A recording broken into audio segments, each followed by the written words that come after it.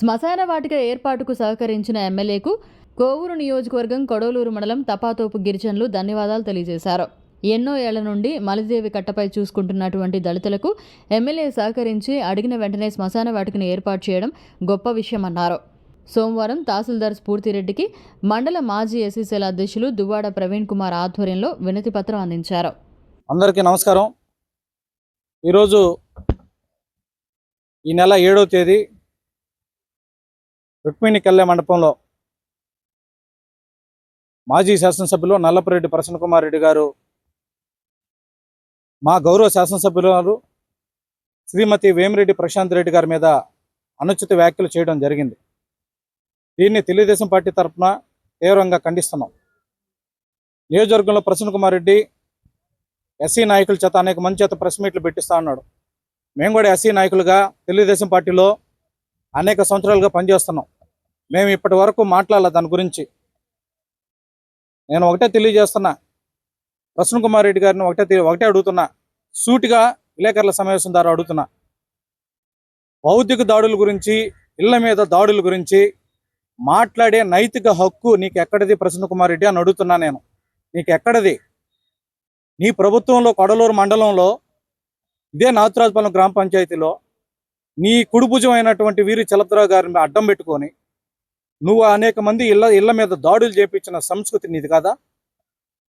ఆ రోజు నువ్వు వాళ్ళ మీద ఖండించుంటే, ఆ రోజు ఇళ్ల మీద నువ్వు దాడులు చేసిన దాన్ని నువ్వు ఖండించుంటే ఈరోజు నీకు ఈ పరిస్థితి రాదు కదా? నువ్వు ఆ రోజు నీ కుడిభుజమైన అతని అనుచరుల చేత మా ఇళ్ల పైన నేను ప్రెస్ మీట్ పెడితే 11:40 కల్లా నా ఇంటి మీద దాడి చేపించి నా బూతులు నా తల్లిదండ్రులను నా బూతులు తిట్టించిన సంస్కృతి నీ వైఎస్ఆర్ పార్టీది కదా? మండల పార్టీ అధ్యక్షుడు అమరేందర్ రెడ్డి ఇంటి మీద పోయింది మీరు కదా? మాజీ శాసనసభ్యుడు పోలంరెడ్డి శ్రీనివాసరెడ్డి ఇంటి పోయి గేట్లు ధ్వంసం చేసింది మీ అనుచరులు కదా? నీ కుడిభుజం అయిన వీరి చలపతిరావు కదా? వాళ్ళ అనుచరులు కదా పోయింది. ఈరోజు నీ ఇల్లు ధ్వంసమైందని నువ్వు బాధపడుతున్నావే, ఆ రోజు నువ్వు అధికారంలో ఉన్నప్పుడు మా ఇళ్ళ మీద పంపించి మా మీద దాడులు చేపించిన సంస్కృతి నీది కదా? ఒకటే గుర్తుపెట్టుకో, నువ్వు చేసిన పని ఆ రోజు దినేష్ రెడ్డి గారిని ఇష్టారహితంగా సెంటర్లో మాట్లాడుతుంటే తెల్లారి నువ్వు కొడలూరు గ్రామంలో తిరుగుతూ వీరి చలపతిరావు గారు మాట్లాడిన ప్రతి మాటని పిండు నేను ప్రతి మాటని సమర్థిస్తున్నానని ఆ రోజు నువ్వు ఎలా అంటావు? ఆ రోజు నువ్వు ఖండించుంటే ఈరోజు నీకు ఈ పరిస్థితి వచ్చిండేదా? ఇష్టానరైతుగా 54,600 ఓట్ల మెజారిటీతో భారీ మెజారిటీతో గెలిస్తే ఒక మహిళ ఓర్చుకోలేక వ్యక్తిగత ఆరోపణలు చేస్తూ వారి వ్యక్తిగత జీవితంలో ఉన్నటువంటి ఆరోపణలు చేస్తుంటే తెలుగుదేశం పార్టీ నాయకులు చూస్తూ ఊరుకుంటారా? ఇది మంచి పద్ధతి కాదు. ఇకనైనా నువ్వు మానుకో. ఆ రోజు నువ్వు చేపించిన భౌతిక దాడులు, ప్రతి ఇంటి మీద నువ్వు భౌతిక దాడులు చేపించావు. ఇదే నాతురాజుపాలెం గ్రామంలో సుమారు 4-5 మంది మీద కుటుంబాల మీద భౌతిక దాడులు చేసి ఇళ్లలో గ్రిల్స్ పగలగొట్టి ధ్వంసం చేసిన చరిత్ర వైఎస్ఆర్ కాంగ్రెస్ పార్టీ నాయకులది. మీరు ఈరోజు మీ ఇల్లు పగలు కొట్టారని, మా ఇల్లు పగలు కొట్టారని ప్రతి మండలంలో ఒక మహిళలు, ప్రతి గ్రామంలో మహిళలు తీసుకుపోయి వాళ్ళకి ఏదో డ్రామా ఇచ్చి కన్నీళ్ళు పెట్టుకున్నట్టు సానుభూతి పొందుతున్నావు. ఒక లేడీ, ఒక టీ అంగళ్ళ కాడప్పుడు నీ గురించి ఏం చెప్పుకుంటున్నారో ఒకసారి ఆలోచించుకో ప్రసన్న కుమార్ రెడ్డి గారు.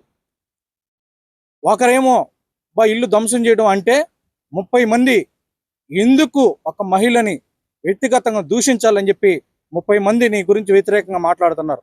ఒకసారి నువ్వు గ్రామాల్లో విచారించుకో. వ్యక్తిగతంగా దయచేసి ఎప్పుడు కూడా మాట్లాడద్దు. రాజకీయాలు ఉంటాయి. ఆ రోజు కూడా మేము విమర్శలు చేస్తే 11:40 కల్లా మా ఇళ్ల పైన దాడులు చేశారు. ఎంతవరకు కరెక్ట్ అది?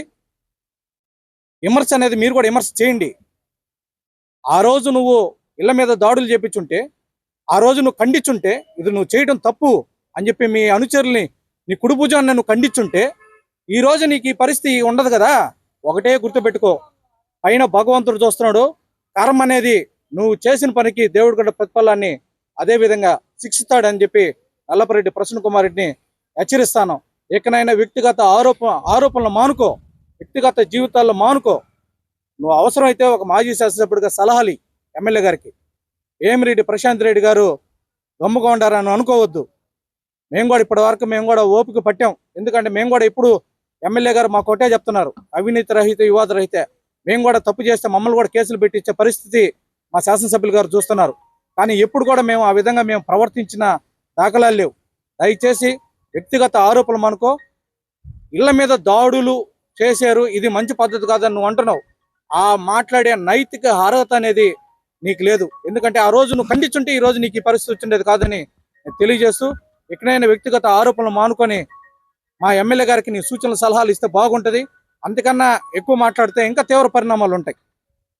మరిన్ని అప్డేట్స్ కోసం మన HN9 టీవీ ఛానల్ని సబ్స్క్రైబ్ చేసుకోండి.